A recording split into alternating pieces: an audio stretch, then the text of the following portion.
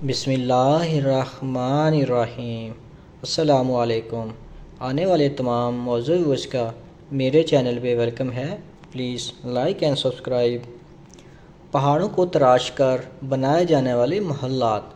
2000 سال قبل اردن کے بالائی صحرا میں واقع پہاڑوں میں پیازی اور گلابی رنگت کے رسوبی پتھر کو تراش کر بنائے جانے والے محلات و مقابر انسانی ہاتھ کی کاریگری کا عظیم شاہکار کہلاتے ہیں، جنہیں دیکھ کر آج کے انسان کو یقین نہیں آتا کہ قدیم دور کا انسان اس سے کہیں زیادہ اختراع ساز تھا۔ سنگی تعمیرات پر مبنی یہ شہر گلاب رو سٹی کہلانے والا پترو نامی علاقہ گمشدہ تہذیب کی عظمت کا نشانبر ہے، جو نبطی سلطنت کا دارالحکومت تھا۔ خانہ بدوش صحرائی نبطیوں کے بارے میں بہت کم معلومات ملتی ہیں، جن کی سلطنت انہی چٹانوں اور پہاڑوں کے درمیان ابھری۔ لوبان اور دیودار کی تجارت سے انہوں نے بے تحاشا دولت حاصل کی۔ ان کے تجارتی روابط بحر روم، بحر عرب کے درمیان اونٹوں کے کاروانوں کے ذریعے مصر سے شام اور یونان تک تھے۔ دیودار اور شبنم کی مضبوط لکڑی سے بنائے جانے والے بیڑوں کے باعث انہیں سمندروں پر کنٹرول حاصل تھا، اور پہاڑوں کو تراش کر تعمیر سازی کی جادوئی صلاحیت نے انہیں صدیوں تک اس علاقے میں بالادست اور ناقابل شکست حکمران بنائے رکھا۔ 63 قبل مسیح میں رومیوں کے یہاں پہنچنے سے بڑی تعمیرات کا سلسلہ شروع ہوا۔ 6000 تماشائیوں کی گنجائش پر مبنی تھیٹر قائم کیا، ساتھ ہی شہر کے سامنے کے رخ پر ایستادہ پہاڑوں کو تراش کر خزانہ گھر اور پوجا گھر قائم کیے، جن میں ہیلینیائی طرز تعمیر نمایاں رہا۔ ان میں تزئین و آرائش پر مبنی نتھین ستون، بیس ریلیف ایمزونز اور فینسی ایکروٹیریا جیسے تعمیراتی کمالات سے فن تعمیر میں رومی رنگ کو نکھارا۔ پہاڑوں کو تراش کر بنائے جانے والے محلات پترا کی کنسٹرکشن اینڈ انجینئرنگ کے کئی مظاہر آپ کو اس جگہ واضح نظر آئیں گے، جس میں نفیس نکاسی آب کا نظام قابل دید تھا، جو 30,000 رہائشیوں کی ضرورت پوری کرتا تھا۔ اسے 12 فٹ بلندی پر خم دار راستوں سے ترتیب دیا گیا تھا۔ اس پانی کو قحط کے دنوں کے لیے بھی محفوظ رکھا جاتا تھا۔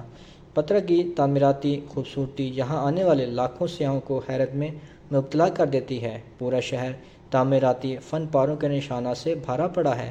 ہر ایک گھنٹے بعد یہاں کے پتھر اور مصوری کی کندہ کاری کے نمونے اپنا رنگ بدلتے ہیں۔ شاندار سلک مقبرہ سرخ، نیلے اور گہری رنگوں میں بدلتا رہتا ہے، جبکہ نمایاں سنگ مرمر کی سیڑھیاں بعض لاطینی دور کے گرجا گھر تک جانے کے لیے موجود ہیں۔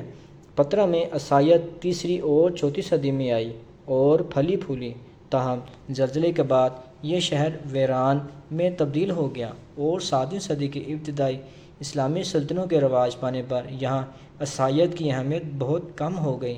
پھر رفتہ رفتہ یہ شہر کھنڈرات میں تبدیل ہو گیا، جسے سوئس کھوجی و مہم جوہان برگ ہارڈٹ نے 1812 میں دوبارہ دریافت کیا۔ اس وقت سے اب تک ماہرین آثار قدیمہ اس کی پراسراریت سے پردہ اٹھا رہے ہیں۔ 2016 میں سیٹلائٹ امیجز کی مدد سے ایک یادگاری ڈھانچہ دریافت کیا گیا، جو ریت میں مدفون تھا۔ پترا کی سحر انگیز تعمیرات کے باعث یہ بات تعجب انگیز نہیں ہے کہ اردن کا سب سے معروف سیاحتی مقام یہی ہے، جسے یونیسکو کی جانب سے عالمی ورثے کا مرتبہ بھی حاصل ہے۔ پترا عمان سے 3 گھنٹے اور عقبہ کی بندرگاہ سے 2 گھنٹے کی مسافت پر واقع ہے۔ اس کا رقبہ 100 مربع میل سے زائد ہے، جو مین ہٹن سے 4 گنا زائد ہے۔ اس خوبصورت شہر کی سیر ایک دن کا سودا نہیں، کم از کم ایک ہفتہ ٹھہر کر آپ اس شہر خاموشاں کے شاندار تعمیراتی ورثے کا ملاحظہ کر سکتے ہیں۔ مدائن صالح نبطی سلطنت کے دارالحکومت پترا کے ساتھ مدائن صالح کا ذکر کرنا بھی ناگزیر ہے کہ یہ اسی تہذیب اور تعمیراتی فن کی کڑی ہے۔ اس سلطنت کی سرحدیں بہت وسیع تھیں، جن میں آج کے اردن، شام، اسرائیل اور سعودی عرب آ جاتے ہیں۔ سعودی عرب میں اسی تہذیبی ورثے کی باقیات مدائن صالح کے نام سے جانی جاتی ہیں۔ یہ جگہ سعودی عرب کے انتظامی خطہ المدینہ کے علاقے العلا میں واقع ہے، جو ظہور اسلام سے قبل کا ایک انسانی معاشرہ اور تہذیب ہے۔ اس قدیم شہر کی اکثر باقیات سلطنت نبطی سے تعلق رکھتی ہیں۔ قدیم لہان اور قدیم رومی بادشاہت کے قبضہ جات، جبکہ نباتین سلطنت سے قبل اور بعد کے آثار بھی ملے ہیں۔ یہاں پر قوم سمود آباد تھی۔ اسلامی عبادات اور معلومات کے مطابق قوم سمود، جس نے پہاڑوں کو تراش کر گھر بنائے تھے، سعودی عرب کی حکومت 1972 سے اس شہر کو اس کی تاریخی حیثیت کی وجہ سے سیاحت و تفریح کی کشش کے لیے مدائن سالہ کے طور سے فروغ دے رہی ہے اور اس کو قومی تہذیبی تشخص کی حیثیت سے محفوظ کیا گیا ہے۔ قدیم تہذیبی سلطنت نباتین کے انتہائی محفوظ حالت میں موجود، خاص کر 131 پتھروں کے تراش شدہ گھر اور ان کے بیرونی داخلی دروازوں کو 2008 میں اقوام متحدہ کے ادارے یونیسکو نے اسے سعودی عرب میں عالمی ورثہ کی پہلی جگہ قرار دیا تھا۔ یہ عرب کی قدیم ترین اقوام میں سے دوسری قوم تھی جو عاد کے بعد سب سے زیادہ مشہور اور معروف ہے۔ اس قوم کا مسکن شمالی مغربی عرب کا وہ علاقہ تھا جو آج بھی الحجر کے نام سے موسوم ہے۔